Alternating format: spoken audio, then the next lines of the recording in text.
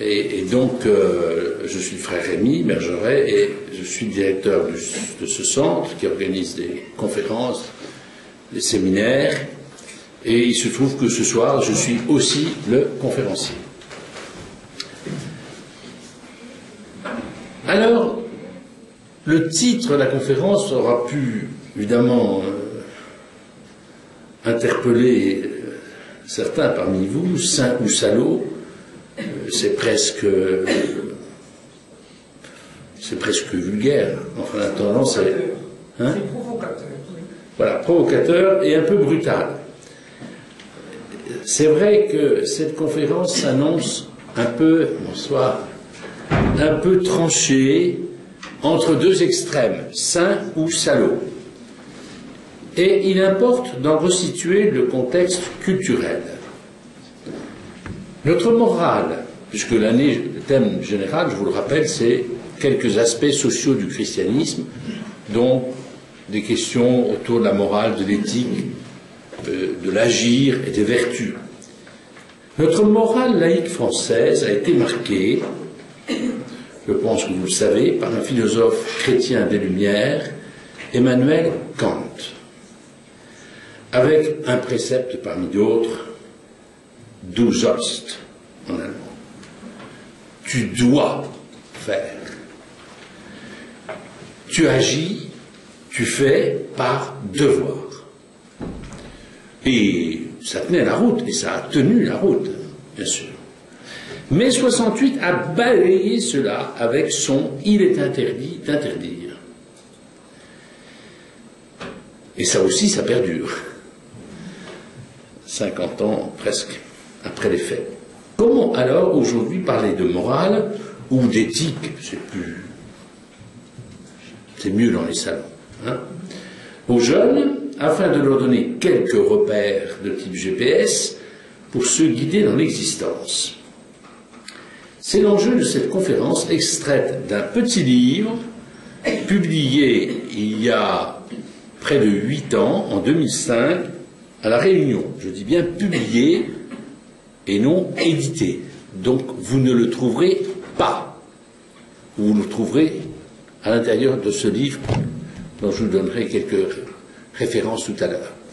Il se trouve que pendant les 9 ans que j'étais à La Réunion, moi qui n'étais pas très formé pour écrire, puisque j'étais un scientifique borné, enfin j'avais évidemment en théologie, on pond un mémoire de maîtrise, un mémoire de l'EA, bon, j'ai à pondre aussi une thèse, mais là c'est un autre exercice, c'est des petits livres, pocket, qui se mettent là, 40 pages, 40 minutes.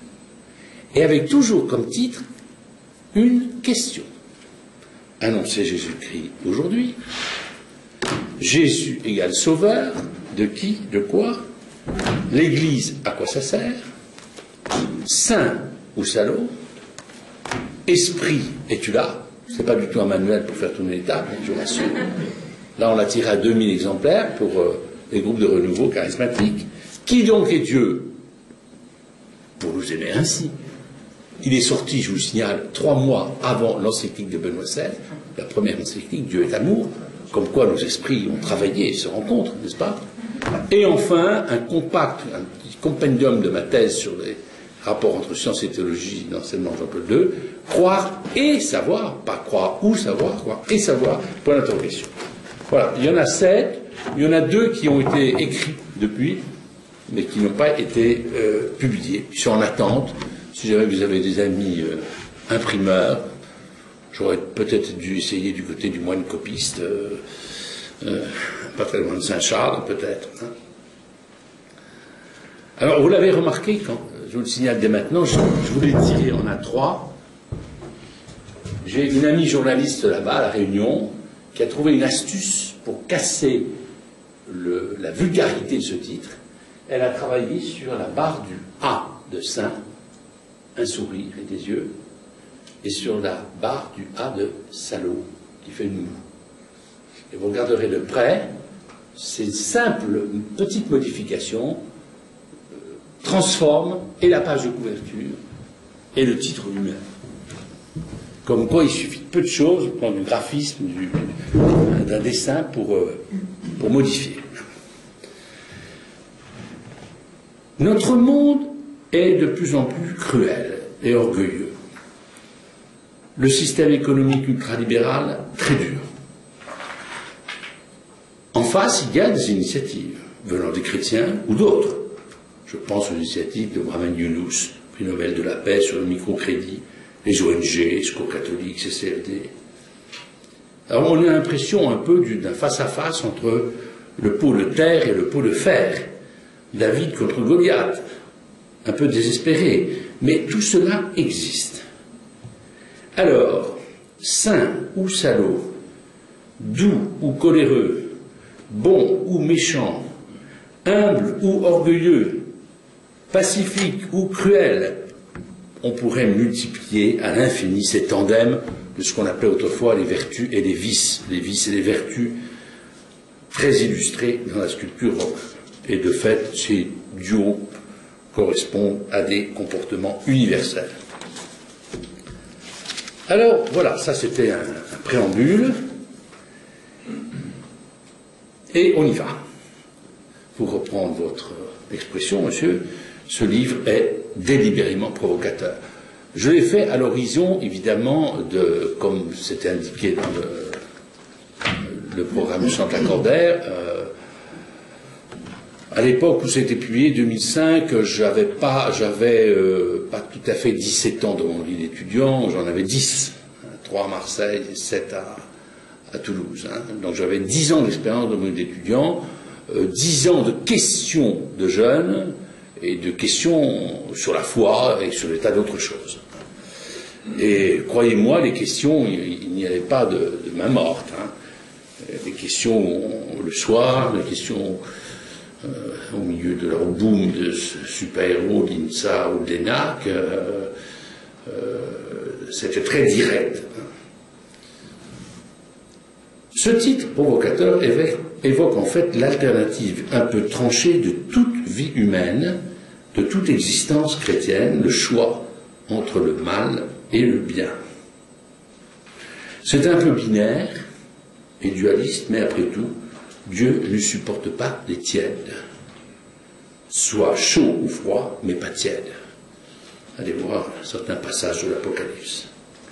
De fait, nous ne naissons pas saints ou pécheurs, nous le devenons.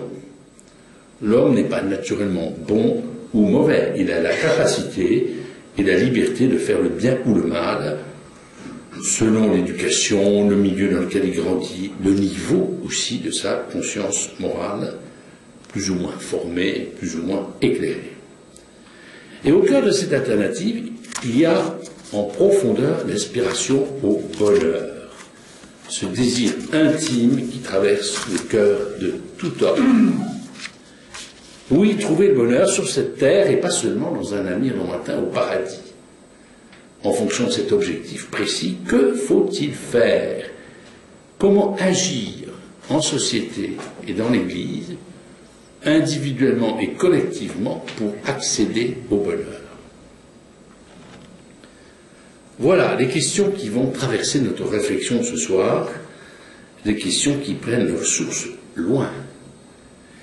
Il y a 2000 ans déjà, un jeune homme riche s'adresse ainsi à Jésus: « Bon maître, que dois-je faire pour recevoir la vie éternelle en partage ?» Or, la vie éternelle, c'est la vie avec Dieu, le bonheur par excellence. Et Jésus lui répondit en référence à ce que le jeune homme connaissait, les 10 commandements, la loi fondamentale de la foi juive. Pour nous, chrétiens, les 10 commandements sont résumés, assumés dans l'unique commandement de la charité. Tu aimeras le Seigneur, ton Dieu, et ton prochain comme toi-même. Nous aborderons ce commandement dans la deuxième partie, en lien avec l'appel universel à la sainteté. Mais la charité est de l'ordre des moyens pour atteindre, parvenir au vrai bonheur en Dieu par le Christ. La troisième partie, à l'aide des béatitudes, nous permettra de dégager ce thème du bonheur. Mais avant toute chose, la première partie fera brièvement l'état des lieux où l'homme est en situation de salut. Je vous rassure tout de suite, la première partie sera la plus courte, parce que je ne vais pas m'attarder dans les ténèbres, dans les profondeurs ténébreuses de l'âme humaine. On a suffisamment par l'actualité de monstruosité. Donc, première partie, éviter d'être un salaud. Cette démarche n'est ni théorique ni idéologique, car des salauds, il en existe. Et j'ai en tête 3 catégories extrêmes parmi d'autres. Les pédophiles conscients. J'ai modifié là-dessus en discutant avec des médecins. J'avais commencé par mettre psychopathe. Psychopathe, c'est une catégorie à la fois médicale et juridique. Les gens ne sont pas forcément responsables de leurs actes dans des procès. Bon. Mais là, je parle de pédophiles conscients, de violeurs qui préméditent, des prédateurs, comme on dirait, qui n'ont pas... Bon, la justice en a condamné un certain nombre. Ils sont répertoriables. Deuxième catégorie, les escrocs de grande envergure. J'ai abordé déjà cette question-là dans le petit séminaire sur meurtre et vol. Les escrocs de grande envergure qui exploitent les plus petits et démunis. Troisièmement, c'est celui qui me sert le plus, les barons de la drogue, impunis, qui font leur fortune en ruinant la santé de jeunesse entière. Bon, ils sont évidemment classés par un certain nombre de justices comme des criminels, bien sûr. Ce n'est pas des petites fautes, ce n'est pas des petits délits à la petite semaine. Bon. De manière plus ordinaire, moins exceptionnelle, être un salaud sera synonyme de, une définition qui vaut ce qu'elle vaut, je vous la livre, faire son trou, arriver dans la vie, réussir au détriment des autres en les écrasant. Mais l'homme peut-il trouver son bonheur dans le malheur des autres? Éviter d'être un salaud pour devenir un saint, Saint Augustin, déjà, l'exprimait en écrivant. Alors j'ai réalisé après coup que j'avais fait du Saint Augustin à ma sauce. Les congénies s'en compte. Détourne-toi du mal et fais le bien. Détourne-toi du mal et fais. C'est tout bête. Un chemin de conversion permanente, de changement mental. Entendons bien. Bon, Augustin est un latin, donc il utilise convertere, littéralement. Je suis sur un chemin, le chemin du mal, et je me détourne plus que 90 degrés, 180 degrés, je repars de l'autre côté. Mais n'oublions pas que dans l'évangile, le grec de l'évangile, c'est métanoïa, c'est-à-dire changer de mental, changer vos cœurs de pierre en cœurs de chair. Alors je vais encore illustrer. Quand j'émets des jugements téméraires sur quelqu'un, sur les frères par exemple, ça peut m'arriver, ou des critiques non fondées, je suis un salaud. Quand dans un bus bondé, je reste assis à côté d'une femme enceinte debout, je suis un salaud. Quand dans une conversation, je coupe la parole sans écouter l'autre, et parce que je parle plus fort, je suis un salaud. Quand j'oublie de dire un merci élémentaire, je manque à la charité et je suis un salaud. Idem dans mon comportement, parfois raciste et sectaire, le mensonge ou la tricherie dans les examens, etc. Quand dans un couple, l'un des conjoints domine l'autre, le possède par la violence, il devient un salaud. Il n'y a plus de place pour l'amour. J'arrête là la liste.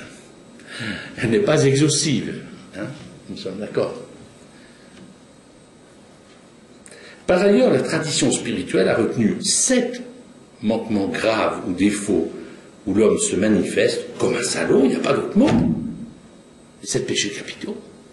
La paresse qui me fait négliger mes propres capacités, la colère qui peut conduire au meurtre, l'envie ou la cupidité vis-à-vis du bien de l'autre, la gourmandise qui nuit à ma santé et m'empêche de partager, l'orgueil qui est l'ennemi public numéro 1, la jalousie qui se fonde sur la maladie de la comparaison, et enfin la luxure qui me fait considérer le plaisir sexuel comme un absolu. Ces 7 péchés capitaux, je vous le rappelle, vous le savez, ont leur origine dans les paroles de Jésus. Ce n'est pas les théologiens moralistes qui les ont inventés. Marc 7, 21, 22, et allez voir, Jésus n'en nomme pas 7, il en nomme 12. On n'en a retenu que 7 parce que, bon, la cour était pleine, hein, puis 7, c'est un chiffre symbolique, mais allez voir, il y en a 12. Bon. Si je veux éviter d'être un salaud, un méchant, il ne faut pas seulement devenir gentil. Vous savez, la chanson, hein. Ah, tout le monde il est beau, tout le monde il est gentil. Alors on interroge les gosses au caté, alors, ah, t'es méchant aujourd'hui. Alors c'est quoi le contraire de méchant? Le gosse finalement plonge dans le piège, c'est gentil. Non, ça ne me suffit pas. Ah non, non, non, non, non, non, non, non, non, non, non, non. Parce que gentil, c'est un peu mollasson, c'est un peu faiblard. Nous sommes appelés à devenir des saints, c'est tout à fait autre chose. Hein? Bon.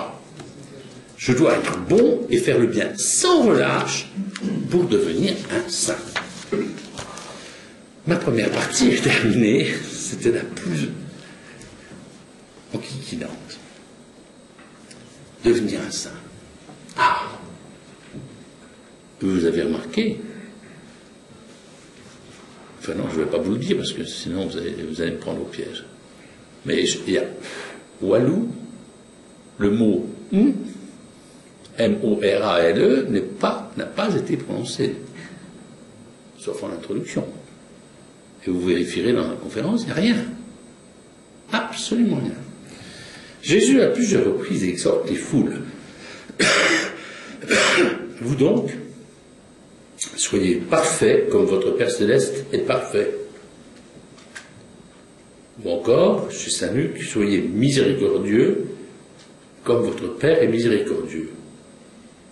Jésus ne fait que reprendre un appel beaucoup plus ancien, inscrit dans l'Ancien Testament, en Lévitique 19, 2, « Soyez saints, car moi, le Seigneur, je suis saint. » Soyez saints, car moi, le Seigneur, je suis saint.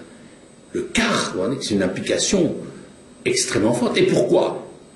Dieu nous a créés à son image, il nous a passé quelque chose d'essentiel, il y a une intimité, une parenté, une familiarité, et c'est parce que Dieu nous a créés à son image que nous sommes appelés à devenir saints comme lui, pas moins que cela. En clair, il s'agit d'imiter Dieu, et plus spécialement le Christ, un thème classique de la spiritualité chrétienne. Une question surgit quand même. Est-ce que c'est accessible ou réalisable d'imiter le Christ? Est-ce que la barre n'est pas un peu haute? Eh bien oui, c'est possible. Vous connaissez le slogan il y a quelques années. Yes, we can. Bon. Oui, c'est possible car en Jésus-Christ, Dieu fait homme, c'est devenu possible avec la grâce de Dieu, c'est-à-dire l'Esprit Saint répandu en nos cœurs au jour de notre baptême.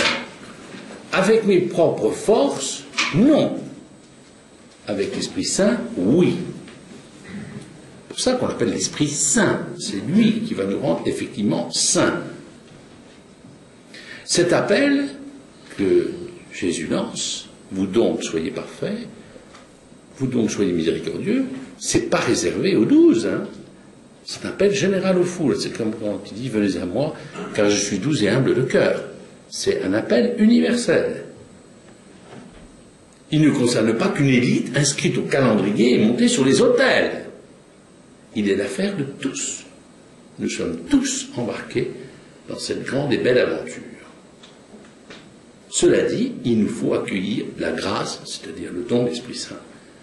Notre humanité pécheresse doit y collaborer par des œuvres et des actes. Sur ce point, l'Église propose un certain nombre de moyens qui favorisent, elle, nos progrès en sainteté. Ils sont au nombre de 7. Je ne l'ai pas fait exprès. Là, c'est, pour le coup, la référence, c'est le Concile Vatican II. Bon, là, évidemment, je parle à des chrétiens plus ou moins initiés, mais des non-chrétiens peuvent aussi se sentir concernés par ce programme. S'ouvrir à la parole de Dieu. Bon. Ben, on peut écouter la parole de Dieu et s'y intéresser sans être forcément baptisé. Une fois que je l'ai écouté, attention, il ne suffit pas de dire « Ah oui, c'est intéressant », il faut la mettre en œuvre et mettre en œuvre la volonté de Dieu. Ça, c'est, si vous voulez, un peu ce qui est contenu dans la prière du Notre Père. Que ta volonté soit faite. On ne mesure pas ce qu'on dit, c'est un peu folle dingue. Hein. Ça peut nous entraîner quelquefois très loin. Participer au sacrement, bon, ça semble assez logique. S'appliquer à la prière, je suis à 4. Vivre l'abnégation de soi-même, c'est-à-dire l'humilité. Vivre le service actif des frères. Pour ceux qui sont intéressés par ce dernier point, je pourrais vous faire un peu de pub sur le séminaire de Diaconia 13, que je viens de préparer juste avant l'évêque. Et puis enfin, l'exercice, 7e point, l'exercice de toutes les vertus. Les vertus, je vous rappelle, l'étymologie, j'aime beaucoup l'étymologie, hein, virtus, ce sont des forces, des puissances, des facultés, hein, des potentialités humaines que nous avons à cultiver, qui sont requises pour devenir un saint pleinement. C'est un peu le sens aussi de ce thème d'année. Voilà 7 moyens. Bon. Mais attention, pour que vous ne soyez pas déçus, ces divers moyens ne produisent pas des effets automatiques, des fruits systématiques. Il suppose une sincérité totale de ma démarche intérieure. Pour illustrer cette réalité, je vais prendre un exemple précis. Je connais une personne qui, durant 40 ans, a communié tous les jours et qui pourtant est restée toujours aussi méchante. Je n'emploierai pas d'autres mots parce que ce serait grossier. Alors on peut se dire, oh, pas très efficace ce sacrement. Hein. Ça veut dire que la grâce de Dieu ne supprime pas la nature, et surtout que notre progrès en sainteté ne dépend pas de la quantité d'hosties consommées, mais de la qualité de nos communions en esprit et en vérité. Mieux vaut communier moins souvent, mais sincèrement. Bon, c'est enregistré, ne l'expédiez pas tout de suite à Monseigneur Carré, parce que je suis à la limite.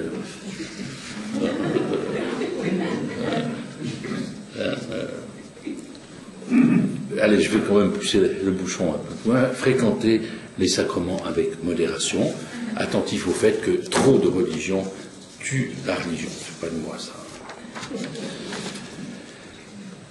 Ce sont des moyens, et seulement des moyens qui doivent nous permettre de nous recentrer, de nous polariser sur l'unique critère de la sainteté, qui est l'unique commandement de l'Évangile, hein, c'est la charité. À quoi je mesure que quelqu'un est saint, c'est qu'il a beaucoup aimé. C'est pas son caractère ou ses défauts. Saint Jérôme avait, le traducteur de la Bible, avait un caractère épouvantable. Mais si on l'a reconnu saint, c'est que, en attendant, il a beaucoup aimé son Seigneur, il s'est attaché à être extrêmement fidèle dans son travail de traducteur. Il a eu d'autres qualités dans lesquelles on a mesuré, on a touché du doigt que l'Esprit Saint avait agi en lui. Nous percevons mieux maintenant que devenir un saint. Si vous avez fait une interro écrite dès le début, qu'est-ce qu'un saint? J'aurais eu peut-être des surprises. Hein. Saliente, on est d'accord. Un concept un peu flou au départ. Ce n'est pas seulement imiter Jésus, le seul saint, mais devenir témoin de son amour. Car la sainteté de Dieu réside dans la perfection de son amour.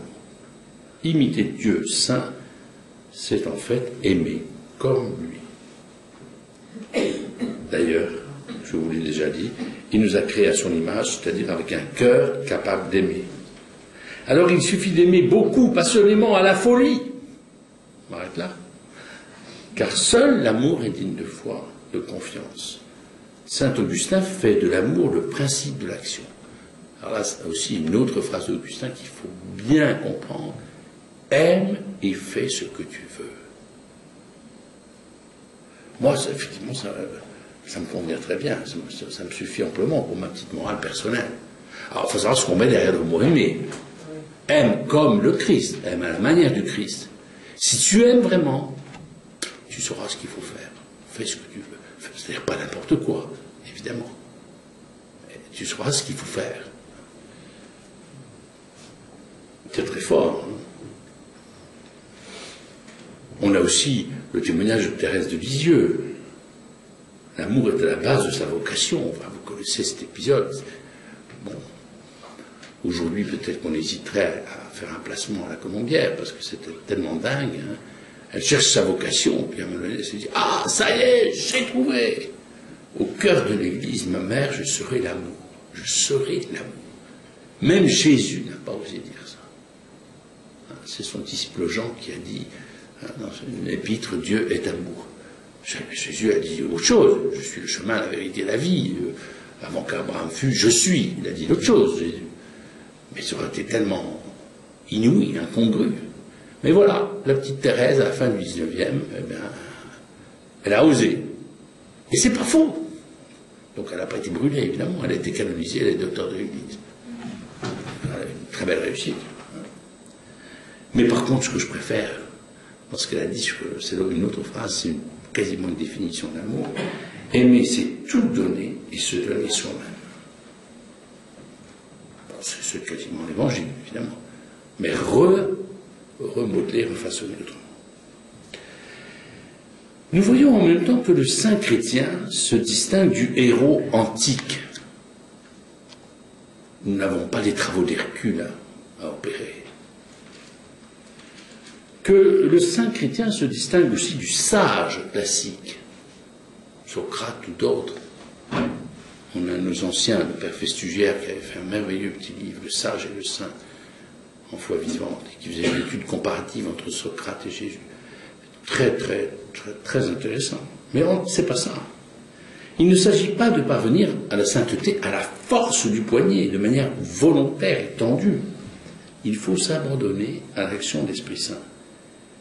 Ou encore, déployer ses panneaux solaires pour capter des énergies nouvelles, déployer ses voiles pour que l'Esprit les gonfle et nous fasse avancer. De même, si le progrès en sainteté implique une connaissance de soi qui pourrait ressembler à la maxime « connais-toi toi-même » de la philosophie, elle s'en distingue car il s'agit de connaître en Christ, ce n'est pas une connaissance de soi introspective, de connaître en Christ dans notre relation à Dieu.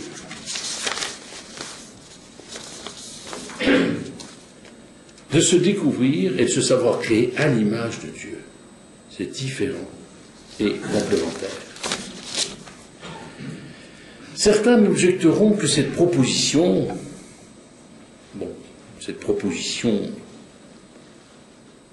de sainteté, disons, cette voie de sainteté que je viens de vous présenter rapidement, est encore trop lisse, trop soft, un peu sucrée et pas assez exciting pour des jeunes d'aujourd'hui qui sautent en élastique dans des villes de 1000 mètres, de gorge du Verdon, pour dominer leur stress et éprouver l'ivresse des hauteurs, des sensations fortes. C'est très mode, il y a 10-15 ans, pour les jeunes cadres d'entreprise, et hop, s'en est. Bon, il y en a un ou deux qui ont craqué quand même. Mais bon, ça, pour vaincre les peurs, c'était radical. Alors, à cela, je répondrai que toutes les propositions avancées ci-dessus, pour conduire sa vie chrétienne, exigent un authentique entraînement de type sportif. Je suis mal placé pour en parler, mais par contre, d'une ascèse, je connais un petit peu. En ce domaine, on n'obtient rien sans effort, comme dans le domaine scolaire. Un minimum de travail est requis. La disposition essentielle demeure pour moi la vertu de force, c'est-à-dire la capacité, je reviens sur l'étymologie du mot vertu, de se structurer patiemment, de construire son être intérieur. Et c'est l'affaire de toute une vie, même s'il y a des étapes capitales de maturation au passage à l'âge adulte. Notre vie est un devenir. Notre existence est orientée, notre liberté personnelle prend place à chaque instant dans cette existence. Il n'y a pas de programmation informatique ou de déterminisme dans la vie humaine, même si notre code génétique nous donne une impulsion, c'est certain. Le milieu, l'éducation, la culture, les influences multiples vont colorer, mettre du relief à ce donné de base. Cela dit, comme dans la carrière d'un sportif, alors on va parler à notre ami Laurent Vicente, qui n'est pas là ce soir, mais qui est un marathonien de haut vol, je peux vérifier à intervalles réguliers mon tonus, mon niveau dans les épaules. Dans le cas de la vie spirituelle, je vérifie sa fécondité à travers les fruits qu'elle doit porter. Quels fruits? Cette fois, il n'y a plus 10 commandements, ni 7 péchés capitaux, ni 8 béatitudes, mais 9 fruits énoncés par saint Paul en Galates 5, 22. Je vous les cite. Amour, joie, paix, retenez bien les 3 premiers, patience, bonté, bienveillance, foi, douceur, maîtrise de soi. Si toi, jeune, tu portes l'un de ces fruits, si tu le goûtes, si tu en vis, tu es assurément sur le chemin de la sainteté et par-delà du bonheur. Simple qualité humaine, me direz-vous, vertu chrétienne, aussi habitée et dotée par l'Esprit du Christ. Alors, si vous portez les 9 fruits, peut-être qu'il y en a ce soir dans l'Assemblée, vous êtes canonisé immédiatement de votre vivant. On n'a même pas besoin de lire subito santo, santo subito. Vous êtes canonisé, j'envoie votre dossier tout de suite. Non, même pas, Monseigneur Carré, directement à Rome, à la sortie de cette conférence. Si vous avez les 9, alors là, c'est absolument radical. Troisième partie. Vous voyez l'enchaînement. Éviter d'être un salaud, devenir un saint, pour être heureux. C'est le troisième terme. Éviter d'être un salaud pour devenir un saint, soit, pourquoi pas, la conversion à la Saint-Augustin. Mais à quoi ça sert finalement? Pourquoi faire tant d'efforts? Est-ce qu'il n'y a pas une pente naturelle Est-ce que je ne pourrais même pas m'installer facilement avec un salaud? Est-ce que ce n'est pas coûteux de devenir un saint?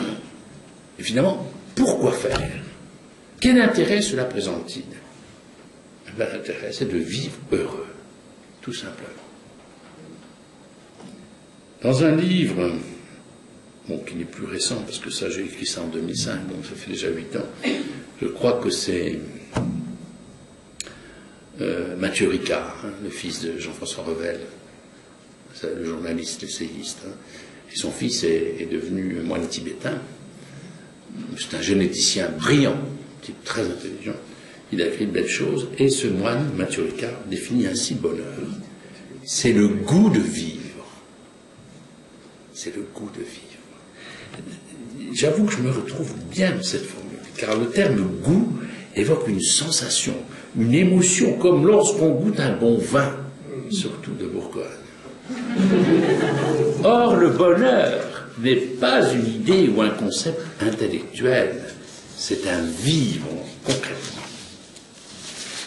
La vie, oui, je voudrais en tant que chrétien, la vie avec Dieu, avec Jésus, dans la liberté de l'esprit. Et voici que le premier discours de Jésus aux foules porte sur le bonheur. C'est pas un hasard. C'est pas un hasard. Ce sont les béatitudes. C'est singulier et très original. Les hommes politiques, vous le savez, nous promettent le bonheur, mais ils se gardent bien de le décrire, de rentrer dans les détails. Jésus, lui, prend son temps. Il énumère 8 pistes. 4 en Saint-Luc, 8 en Matthieu, et puis il y en a plein dans le Nouveau Testament. 51 béatitudes. 8 pistes, directions, ou plutôt situations ou états dans lesquels je peux trouver mon bonheur de cette vie.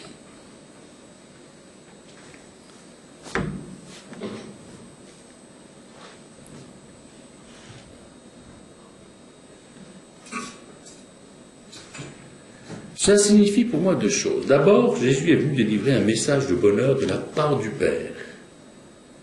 Grâce à lui, par sa venue, nous avons accès au vrai chemin du bonheur. Et il nous rappelle quelque chose que les hommes avaient peut-être oublié, c'est que l'homme a été créé à l'image de Dieu, c'est-à-dire avec un cœur capable d'aimer. Pour aimer et être aimé, goûter ainsi l'épanouissement personnel et le bonheur dès maintenant. Sois pauvre de cœur et tu vivras. Première béatitude. Que n'a-t-on dit et écrit sur cette première béatitude, interprétée par certains comme l'éloge de la simplicité d'esprit ou du faible quotient intellectuel? Oh, le pauvre, oh, il est bientôt, il est limité, oui. Être pauvre de cœur ou avoir un cœur de pauvre ne s'apparente pas non plus à l'image sentimentale du courrier du cœur à l'eau de rose. Il s'agit d'avoir un cœur sensible à la misère de l'autre. Et le cœur biblique, ne l'oublions pas, c'est là où l'être humain ressent ses émotions. Il n'est pas là, le cœur biblique, il est là, plus bas. C'est les entrailles de miséricorde, littéralement là où une mère porte son enfant. Il est pris aux tripes. Et le cœur sensible réagit et s'engage à la manière de Dieu qui voit la misère de son peuple en Égypte et qui envoie Moïse pour y remédier. Je traduirai pour un jeune aujourd'hui. Sois tout sauf indifférent. Efforce-toi d'être bon, c'est-à-dire de vouloir le bien de l'autre, et pour cela, sois attentif à lui, respecte-le. Heureux les doux. Sois doux et tu vivras. Attention, être doux, ce n'est pas être mou. Au contraire, la douceur est une vertu de force intérieure, la force de l'esprit qui me permet de garder le contrôle de moi-même, de maîtriser mes pulsions de colère. C'est une grande qualité sociale pour moi-même, pour mes relations avec les autres, dans un monde marqué par la dureté et la violence. La douceur contribue à notre unité intérieure, elle nous fait du bien, elle est facteur de bonheur, elle est, si vous voulez, comme une huile, un baume à mettre sur les engrenages, pour arrondir les angles et glisser un peu de tendresse ici et là. Sur ce point, on peut noter que l'image masculine traditionnelle est en train de se corriger. La douceur n'est plus le seul apanage des femmes. Il est encore principalement, mesdames, je vous rassure, mais ça bouge, il y a des choses qui bougent. Heureux ceux qui pleurent. À ceux qui traversent la souffrance ou le deuil, Jésus redit, je ne suis pas là-haut de mon balcon à vous voir patauger dans la difficulté. Je suis avec vous dans cette épreuve et je vous envoie mon esprit consolateur. Les pleurs ont une vertu libératrice. Les psychologues vous le diront autant que les mystiques qui connaissent bien la grâce des larmes, que ce soit les larmes de repentir, de peine ou de joie. Aussi, je te le dis à toi, jeune, sache pleurer, n'aie pas peur de pleurer quand il le faut. Heureux ceux qui ont faim et soif de la justice, ils seront rassasiés. Être juste, c'est littéralement être ajusté à la volonté de Dieu sur moi. Ça n'a pas grand-chose à voir avec le palais de justice du Pérou, hein, on est d'accord, avec la justice que nous rendons. Hein. C'est être ajusté. Exactement ce qui s'est passé pour la Vierge Marie à l'Annonciation. La justice a pour autre nom partage, solidarité, respect des droits fondamentaux de la personne humaine, sauvegarde de la création. Alors oui, je redis à ce jeune, et je vous charge de le redire à vos jeunes, sois juste dans ton comportement, évalue bien les situations, mesure tes réactions, et tu seras un homme, mon fils. Heureux les miséricordieux, ça ressemble un peu à la première béatitude, mais là, l'accent est mis par Jésus sur le pardon. Le pardon qui devient central dans la prière de notre Père. À toi, jeune, je le dis, pardonne 7 fois, 70 fois, 7 fois, c'est-à-dire à l'infini. Et ton cœur va s'élargir, et tu vas te grandir, car l'amour en se donnant se multiplie. Heureux les cœurs purs. Le terme de pureté, là aussi, n'est pas toujours bien compris. Il s'agit d'une rectitude personnelle, que les évangiles désignent aussi par le terme de simplicité, une sorte de clarté, de lumière émanant de l'être profond, la transparence du regard, le rayonnement de la vérité. Cette affirmation dans la bouche de Jésus est tout à fait nouvelle, car selon la tradition dans l'Ancien Testament, nul ne peut voir Dieu sans mourir. Eh bien, Jésus dit, heureux les cœurs purs, ils verront Dieu. Sans forcément attendre la mort. Alors, jeune, je te le recommande, acquiert ou garde ce cœur pur, libre, disponible, et tu seras sur le chemin du bonheur, car la vision de Dieu est seule capable de te combler entièrement. Heureux ceux qui font œuvre de paix.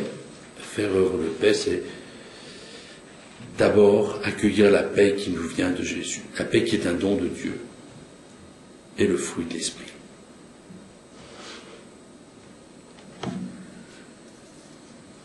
Là où les guerres, les conflits menacent de toutes sortes, eh bien, nous avons à notre petit niveau à être des artisans de paix, des pacificateurs, des bâtisseurs de ponts, de passerelles entre les gens, entre les groupes. Là où nous sommes. Heureux ceux qui sont persécutés pour la justice.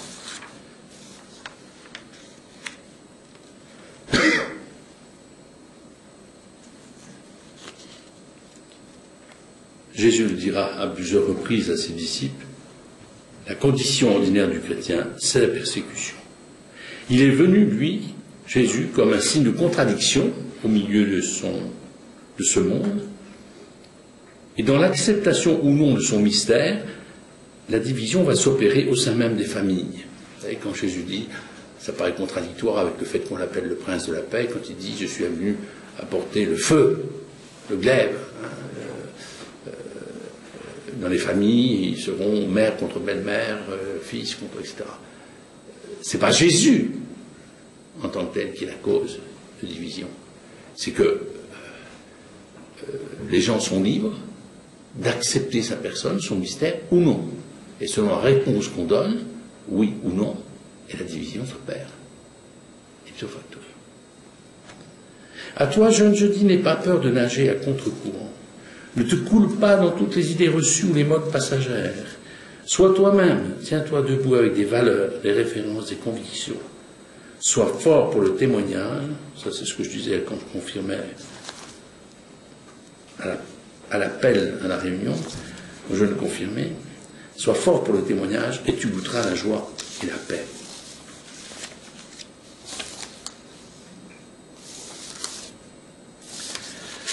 Voilà, il est temps de conclure, si tant est qu'il y ait une conclusion. J'avais intitulé ça « Ouverture sur l'amitié ». Finalement, si j'évite d'être un salaud pour être un saint, je deviens un ami de Dieu. Donc quelqu'un qui l'aime, l'apostrophe A-I-M-E, et qui est aimé de lui. La réciprocité, bien sûr. Aucune idolâtrie là-dedans. En même temps, je suis ami des hommes qui aiment tous les hommes. Et quand je dis hommes, j'embrasse aussi les femmes, bien sûr. Ça va de soi. Et que tous les hommes et femmes aiment, ce qu'on disait de Saint Dominique. aucune démagogie là-dedans. C'est grand, l'amitié. Car elle fait la vérité dans nos relations avec Dieu, avec les autres, avec nous-mêmes. Le salaud, très souvent, n'a pas d'amis. Il n'a que des victimes ou des adversaires. Efforçons-nous de cultiver l'amitié qui nous est nécessaire comme une respiration essentielle pour notre affectivité. L'homme sans amis souffre souvent. Un réseau de grandes et belles amitiés sera l'occasion de développer son équilibre personnel, dans un petit couplet développement personnel, excusez-moi, son épanouissement spirituel aussi, et de trouver ainsi le bonheur, ou mieux la joie, au sens chrétien du terme, qui est fruit de l'Esprit Saint.